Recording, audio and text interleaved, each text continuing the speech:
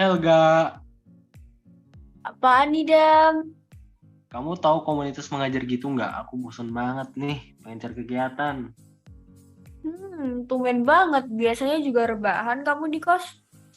Ih, ini mah beneran, aku pengen produktif nih. Wait. Ada sih ini komunitas nih, namanya Komunitas Sekolah Angsana. Wah, namanya menarik ya. Itu komunitas apa? Komunitas mengajar dong. Katanya tadi mau dicariin komunitas mengajar. Gimana sih?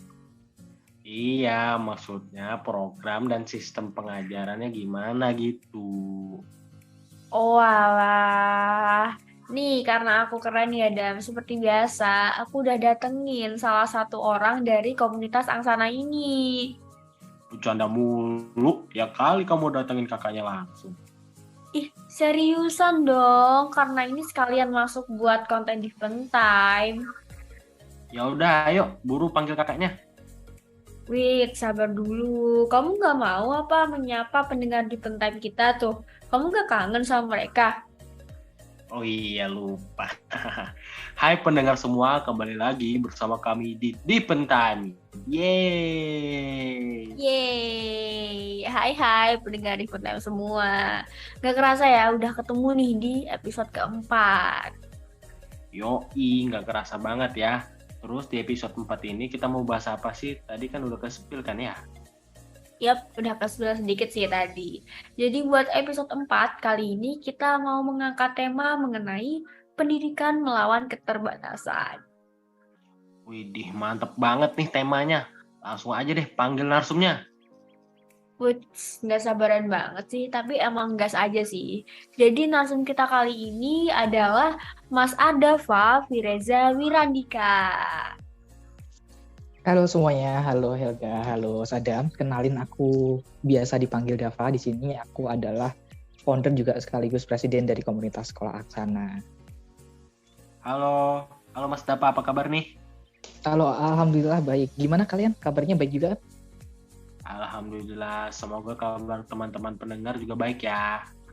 Amin, amin. Kabar aku juga baik nih, Mas Dava. By the way nih ya, tadi tuh kan di awal nih kita udah nge-spill ya soal topik yang akan kita bawakan, yaitu mengenai komunitas sekolah Angsana. Nah, kalau boleh tahu nih, Mas Dava, komunitas Angsana ini tuh komunitas yang seperti apa sih? Oke, singkat dulu mungkin ya. Komunitas sekolah Aksana itu komunitas yang memang bergerak di bidang sosial dan juga pendidikan. Yang salah satu fokusnya itu kita adalah memberikan akses bagi teman-teman atau anak-anak kita yang kesulitan untuk mendapatkan akses itu. Jadi kita tujuan utamanya adalah memberikan akses, entah itu nanti aksesnya berupa finansial atau mungkin juga secara material, dan kita juga ngasih bimbingan pendidikan secara langsung, atau gampangnya kita ngajar langsung ke anak-anak gitu. Wah, tuh udah gimana, udah dijelasin nih. Apakah kamu makin tertarik nih buat join di sekolah Angsana ini nih, komunitas ini? Waduh, sepertinya komunitas ini seru ya Kak. Tapi aku mau nanya lagi deh Kak. Selama di komunitas sekolah Angsana ini, ada nggak sih permasalahan yang dihadapi dalam keberjalanan membangun organisasi atau komunitas pengabdian mengajar? Kalau masalah pasti ada ya. Terus juga ini salah satu cerita yang unik dari komunitas sekolah Angsana. Jadi kita dulu berdiri itu kan di bulan Maret tahun 2020. Dan kalau Helga Sadam ini di tahun itu, di bulan itu juga pas awal banget ketika pandemi itu muncul di Indonesia gitu. Jadi kita berdiri hampir berbarengan dengan masuknya pandemi gitu. Jadi itu juga salah satu tantangan kita di awal kepengurusan, terutama ketika kita masih di situ mencoba untuk membangun sesuatu, kita mencoba untuk memulai sesuatu, dan kita harus membangunnya itu di tengah keterbatasan. Yang terutama di situ kan kita sangat dibatasi mobilitasnya, kita sangat sulit untuk bisa bertemu secara langsung, bahkan untuk kita keluar rumah aja waktu itu masih jadi salah satu hal yang sangat menakutkan waktu itu. Jadi gimana caranya kita bisa untuk tetap berkembang di situ, tetap bisa untuk membangun suatu komunitas, untuk bisa tetap mengabdikan diri tapi di tengah keterbatasan. Itu yang juga waktu itu juga jadi salah satu kendala kita. Dan juga selain kita juga terbatas karena nggak bisa untuk bertemu secara langsung, padahal posisinya di situ kan kita masih satu komunitas yang baru gitu, satu komunitas yang bahkan kita masih belum punya satu arahan yang pasti waktu itu. Jadi di tahun pertama yang seharusnya itu jadi dimaksimalkan untuk memetakan wilayah, untuk memetakan kita mau mengarahkan komunitas kemana, itu jadi kesulitan karena yaitu tadi kita terbatas secara fisik untuk bisa mobile kemana-mana, untuk bisa bergerak terjun langsung ke masyarakat kita juga susah. Jadi perkembangannya waktu itu emang cukup lambat di situ. Tapi untungnya dengan segala keterbatasan itu juga teman-teman pengurus ternyata masih bisa memanfaatkan peluang-peluang yang ada gitu dengan pakai teknologi. Kita juga memanfaatkan sosmed yang kita punya.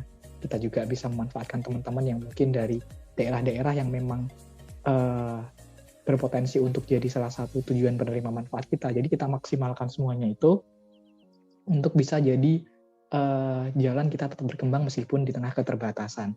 Jadi komunitas Sekolah Angsana alhamdulillah masih bisa untuk tetap bertahan, untuk tetap berkembang bahkan dan masih bisa untuk dibangun meskipun di tengah kondisi yang serba keterbatasan gitu. Wah, keren banget. Jadi ini berarti baru sekitar 2,5 tahun ya Kak ya? Iya, kurang lebih 2,5 tahun. Waduh, tapi udah keren banget ya berdirinya pas awal pandemi ya tadi. Dan ya aku juga ngerasain sih karena pas awal pandemi kan saya sebagai anak yang dulunya juga sekolah offline tiba-tiba online itu ngerasa bener-bener banyak banget hal-hal yang keterbatasan lainnya, banyak beradaptasi dengan hal yang sebelumnya kita nggak pernah ngebayangin kayak gitu. Bahkan kayak Zoom kayak gini emang kita pernah image kalau kita bakal ada Meet Zoom kayak gini gitu. Dan aku juga amazed banget ya tadi kata Mas Dava sendiri, walaupun ada keterbatasan tapi tetap memanfaatkan hal yang masih bisa dimanfaatkan. Ada sosmed, terus memanfaatkan daerah-daerah tertentu juga untuk memanfaatkan kegiatan sekolah Angsana ini ya, Mas Dava ya. Nah, tapi ini pastinya ya untuk mewujudkan sebuah komunitas pengajar itu kan gak mudah. Terus kalau kita flashback lagi di tahun 2020, artinya berarti Mas Dava itu juga awal-awal kuliah kan, dimana Mas Dava juga transisi nih dari kegiatan kuliah yang awalnya offline tiba-tiba juga jadi online dan lain sebagainya gitu. Nah dari Mas Dava sendiri, menurut Mas Dava nih, kalau ada anak muda yang berani mengambil langkah dalam mendirikan organisasi seperti Mas Dava mengajar gitu ya, kayak Sadam habis ini misalnya nih mau mendirikan komunitas nih, gimana sih pendapat Mas Dava terkait anak muda yang seperti itu gitu? Oke, itu juga sebenarnya jadi salah satu visi misi dari Angsana gitu. Jadi tujuan dari dibentuknya Angsana yang pertama itu adalah untuk menjadi wadah bagi generasi muda gitu. Karena kita tahu teman-teman generasi muda kita semuanya itu pasti kita ini pas di masa-masa kita energinya sangat tinggi. Kita sekarang ini masa-masanya lagi istilahnya lagi aktif-aktifnya kita itu di usia-usia sekarang ini, dan energi ini kalau misal nggak kita manfaatkan, nggak kita alihkan, nggak kita arahkan ke hal-hal yang positif, yang pertama itu nanti bakal sia-sia, dan yang kedua juga berpotensi bisa ke arah yang negatif gitu. Dan dengan diarahkan ke arah positif, salah satunya dengan berkontribusi terutama untuk pendidikan di Indonesia gitu, itu juga jadi salah satu hal yang pastinya nanti akan memberikan banyak manfaat yang bukan hanya bagi masyarakat tapi juga pasti bagi diri sendiri. Dan untuk ngasih kontribusi ke masyarakat, untuk ngasih kontribusi buat pendidikan gitu, itu nggak harus dalam bentuk untuk kita mendirikan salah satu komunitas atau harus jadi pendiri dari komunitas mengajar. Sebenarnya nggak harus lewat seperti itu juga bisa gitu. Misal Sadam nih atau Helga mungkin mau bikin salah satu kegiatan tapi nggak terlalu kegiatan yang muluk-muluk gitu, misalnya ngajarin tetangga-tetangga kalian gitu yang kira-kira anak-anaknya membutuhkan untuk diajarin. Itu kan sebenarnya intinya sama mengajar, tapi nggak harus dalam bentuk satu komunitas. Jadi nggak perlu sesuatu hal yang mungkin kalau misal dibayangin kalau misal bikin komunitas tuh kayaknya kok ribet banget, harus mikir strukturnya, harus mikir oprek atau gimana.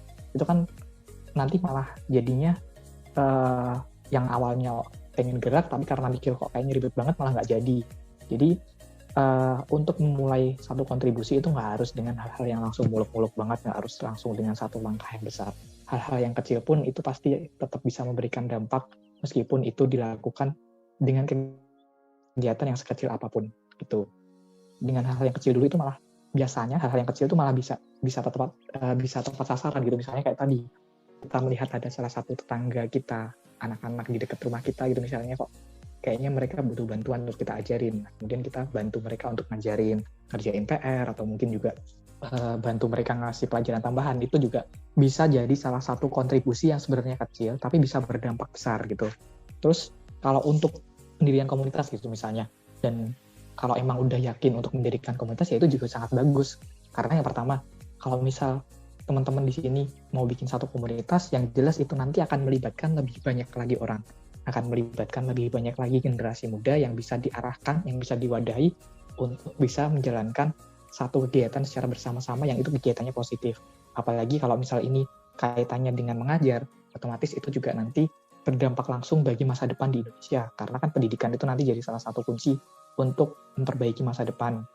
Dan kemudian ketika komunitas itu nanti bisa berdiri dan berkelanjutan, itu nanti kan juga dampaknya akan semakin besar dirasakan. Akan lebih besar dirasakan dengan mendirikan sebuah komunitas jika dibandingkan berkontribusi atau bergerak secara individu.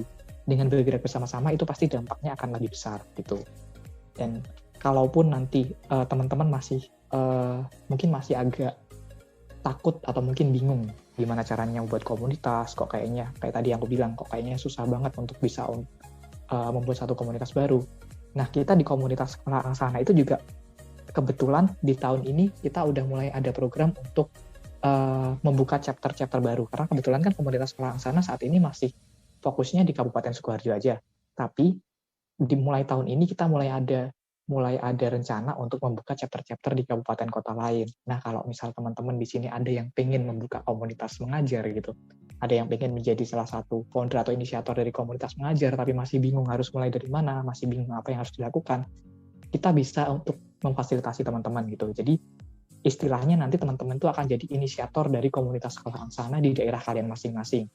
Jadi misal Sadam nih misal dari Semarang gitu misalnya, terus tertarik dengan komunitas Sekolah Angsana dan pengen mendirikan komunitas mengajar di Semarang gitu misalnya, tapi bingung harus mulai dari mana. Ya udah, bisa aja nanti tinggal menghubungi kita dari komunitas Sekolah Angsana. Silahkan nanti Sadam bisa bikin komunitas Sekolah Angsana chapter Semarang. Nanti akan kita dampingin dari awal sampai nanti kita rasa bisa sampai dilepas untuk jalan sendiri. Jadi semua kemauan pasti ada jalannya, termasuk kalau misal teman-teman pengen membuat satu komunitas dan masih bingung harus mulai dari mana, salah satunya kita bisa lewat komunitas Sekolah Angsana. Kita bisa bantu, kita bisa fasilitasi untuk teman-teman yang pengen memberikan kontribusi secara nyata lewat komunitas itu. Waduh. Ini Sadam nih langsung gas nih Dam ya. Tadi kan udah dikasih contoh nih kalau Mas Dava akan memberikan wadah ya. Gitu nih Sadam kayaknya udah langsung terinspirasi untuk membuat komunitas nih. Ya nggak sih Dam? Sabar dong Helga. Bikin komunitas tuh tidak semudah membalikkan telapak tangan. Iya juga sih Dam. Tapi ini kan udah ada yang mau bantu nih ya, sudah menawarkan diri loh Dam. Ya kali kagak Dam. Ntar deh aku pikir-pikir dulu kalau misalnya buat komunitas ya. Tapi nih Kak, ngomong-ngomong aja nih. Kan Kak Dava kan tadi ngasih pendapat soal anak muda yang berani mengambil langkah dalam mendirikan organisasi nih. Nah, ada nggak pesan untuk generasi muda terkait keberlanjutan membangun kegiatan-kegiatan sosial, utamanya pendidikan dalam hal pemerataan pendidikan di Indonesia? Gimana tuh Kak? Nah tadi sebenarnya kalau misal pesan ya, tadi kata kuncinya itu udah dibilang sama Sadam tadi. Kata kuncinya untuk kegiatan sosial, semuanya kegiatan sosial, terutama dalam hal pendidikan ya. Yang paling penting itu adalah keberlanjutannya. Jadi kalau misal mungkin orang-orang di luar sana lebih mengutamakan ke dampaknya dulu, lebih yang penting kegiatan itu berdampak dulu atau mungkin memberikan langsung dampak yang bisa kita rasakan. Tapi kalau dari pendapatku pribadi, yang penting itu keberlanjutannya. Jadi nggak masalah kita untuk tahun-tahun pertama gitu misalnya di awal-awal pendirian kalau misal dinilai kok kayaknya kok kita kurang berdampak ya atau kita kurang memberikan satu perubahan secara nyata. Kalau misal dalam hal pendidikan itu nggak bisa dikerjakan dalam waktu yang singkat, itu pertama. Jadi untuk menggarap pendidikan anak-anak itu pasti hasilnya baru bisa dirasakan beberapa tahun ke depan.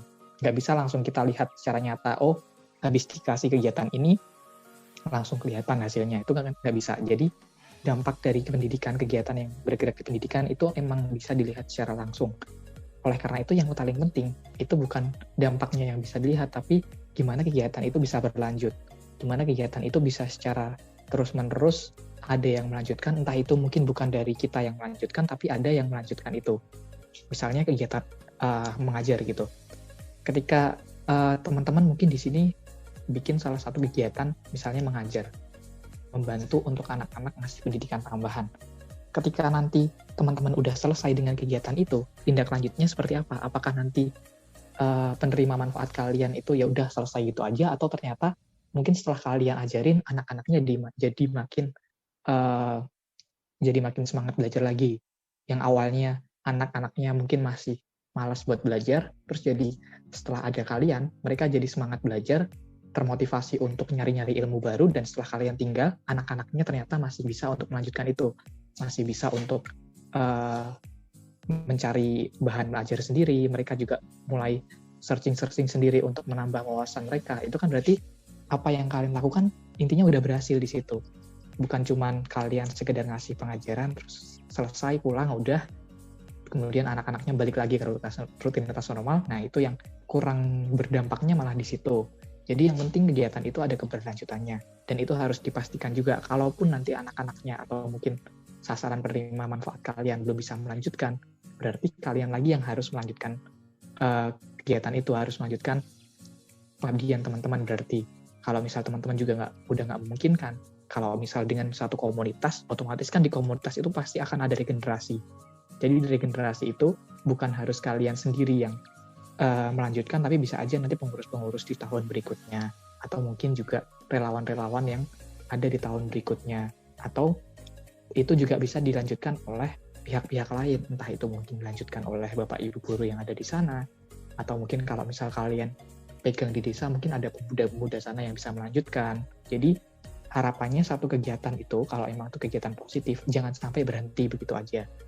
Jadi kegiatan itu kalau bisa, sebisa mungkin ya, itu harus ada keberlanjutannya, terutama dalam hal pendidikan, karena pendidikan itu nggak bisa sekali selesai, pendidikan itu berjalan terus-menerus, dan dengan dampak yang diinginkan, pastinya juga memerlukan waktu yang nggak sedikit, waktu yang nggak singkat gitu.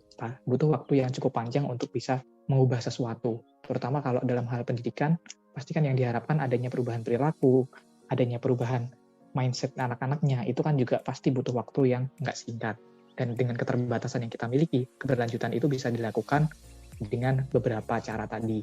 Entah itu dengan orang lain yang melanjutkan, atau dengan anak-anak sendiri yang kita siapkan untuk bisa melanjutkan itu dengan sendirinya. Jadi kalau misal ditanya tadi, pesannya apa untuk bisa mendirikan satu komunitas gitu, atau misal dalam hal memberikan dampak dalam hal pendidikan, kegiatan sosial, yang inti yang harus dilakukan pertama kali adalah memastikan kegiatan itu berlanjut, memastikan kegiatan itu ada sustainability-nya. Jadi jangan sampai kegiatan hanya dilakukan sekali berhenti tanpa ada keberlanjutannya di situ. Widih, makasih banget nih Kak jawabannya. Jadi tadi kan aku mikir-mikir dulu nih, sekarang aku jadi makin termotivasi untuk membangun pendidikan di Indonesia. Gimana Helga? Waduh, langsung gas aja join komunitas Angsana ini. Dan mumpung nih ada Mas Dava juga kan ya, jadi bisa lah ya.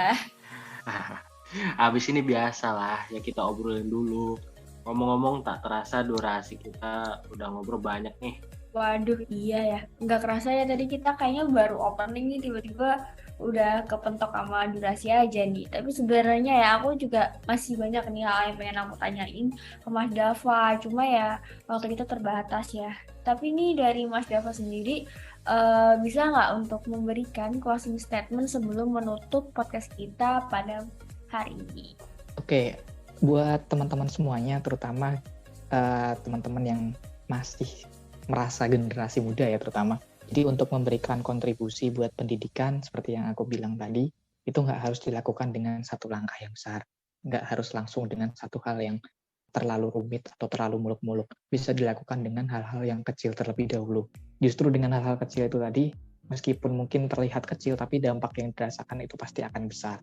Dan jika teman-teman itu udah yakin untuk memang ingin memberikan kontribusi yang secara besar langsung, dengan misalnya dengan mendirikan komunitas mengajar, itu silakan aja untuk dimanfaatkan dan dimaksimalkan apa yang kalian punya sekarang. Jangan nunggu nanti-nanti, jangan terlalu banyak mikir, yang penting jalanin aja dulu, yang penting gerak aja dulu.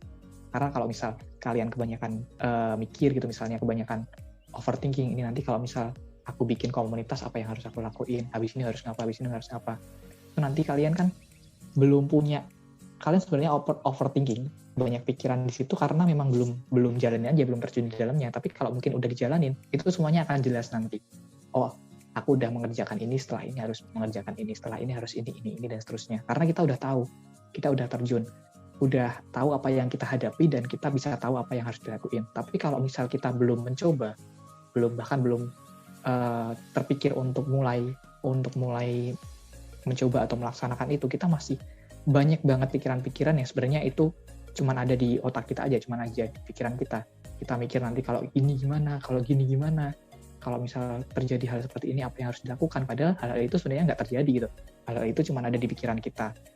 Yang penting kita coba dulu, nanti kalaupun nanti di tengah jalan ada sesuatu hal yang kiranya di luar prediksi kita, ingat kita di sini nggak sendirian gitu. Kita banyak teman-teman kita yang memang bergerak di bidang sosial, banyak yang bergerak di bidang pendidikan.